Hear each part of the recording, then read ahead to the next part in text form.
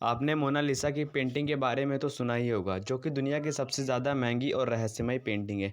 आज हम मोनालिसा की पेंटिंग की अनकही और अनसुनी बातों को जानेंगे। मैं हूं अंकुश मौर्य और आपका स्वागत है आपके अपने चैनल हिस्ट्री की मिस्ट्री में। Let's begin.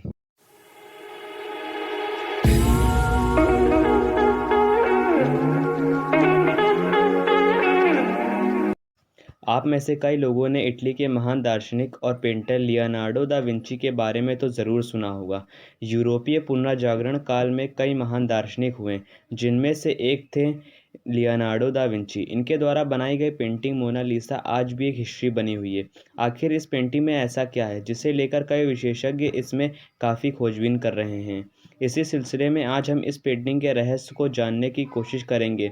आपकी जानकारी के लिए बता दें, आज इस पेंटिंग की कीमत करीब 867 मिलियन डॉलर है, जिसकी वैल्यू भारत में करीब 6.4 हज़ार करोड़ रुपए है। लियोनार्डो दा विंची ने इस पेंटिंग को साल 1503 में बनाना शुरू किया था। साल 1517 तक आते आते भी उन्होंने इस पेंटिंग को बनाना जारी रखा।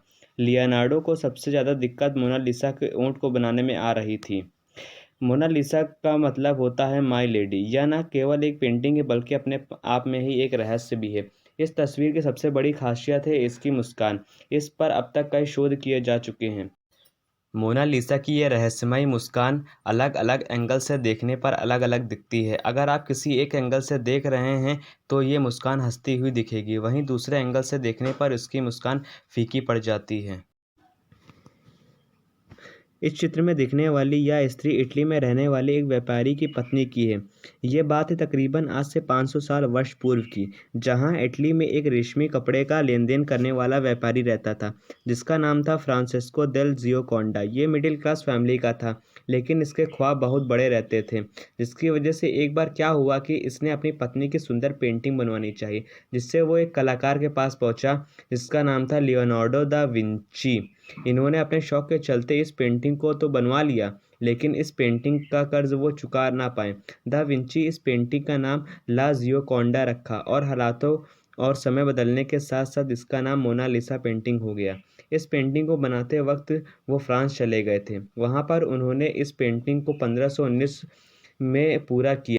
कहा जाता है कि लियोनार्डो दा विंची के ही स्टूडेंट रहे फ्रांसिस्को मेल्सी ने ऐसी ही एक और पेंटिंग बनाई थी। इसे मोनालिसा की जुड़वा पेंटिंग कहा गया, जो स्पेन की राजधानी मैड्रिड के म्यूसियो दे प्रादो में रखी गई। मीडिया रिपोर्ट्स के अनुसार मोनालिसा की रहस्यमय मुस्कान और सुंदरता की दीवानगी में फ्रांस के एक आर्टिस्ट ने 23 जून 1852 को पेरिस के एक होटल की छत से कूदकर खुदकुशी कर ली थी।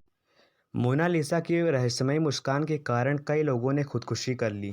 21 अगस्त 1911 को मोनालिसा पेंटिंग को पेरिस के लूव्र संग्रहालय से चोरी कर लिया गया। इतने बड़े म्यूजियम से पेंटिंग का चोरी हो जाना बहुत ही बड़ी बात थी। इसके चोरी होने के बाद पहला शक पेंटर पाब्लो पिकासो पर लगा था। उनसे काफ़ी पूछताछ के बाद यह आरोप उन पर से हटा दिया गया था। इसकी चोरी के बाद एक हफ्ते तक म्यूजियम को बंद कर दिया गया था कि पेंटिंग शायद म्यूजियम में ही अंदर कहीं होगी।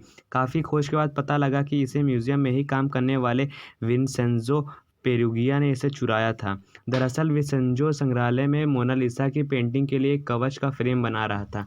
एक दिन अपना काम खत्म करने के बाद वो बाहर निकलने के बजाय आर्ट गैलरी में ही रुका रहा और वहाँ एक अलमारी में जाकर छिप गया। सारी रात वहीं रहने के बाद सुबह होते ही वह आर्ट गैलरी से निकल गया। उसने अपने कोट के अंदर मोनालिसा की पेंटिंग को मोड़कर छिपा लिया था। इस पेंटिंग के चोरी हो जाने के बारे में एक दिन तक किसी को पता नहीं चला। चोरी के दूसरे दिन जब एक पेंटर मोनालिसा की पेंटिंग का स्केच बनाने आया, तब लोगों को इसकी चोरी के बारे में पता चला।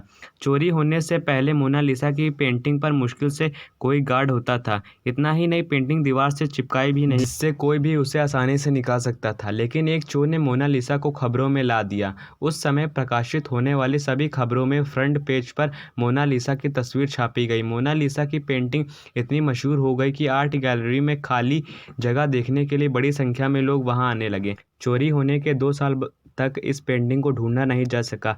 कई कोशिशों के बावजूद पुलिस चोर तक नहीं पहुंच और लोगों ने यह मान लिया था कि अब इसके मिलने की कोई संभावना भी नहीं है। इसी बीच के आर डीलर के पास एक दिन एक लेटर आया जिसमें मोनालिसा को खरीदने के बारे में लिखा था।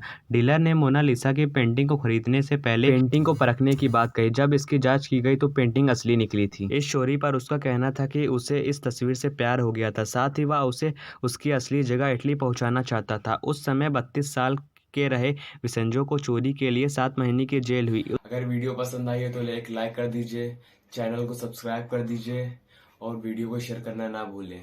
तब तक के लिए धन्यवाद। मिलते हैं नेक्स्ट वीडियो में। Bye bye.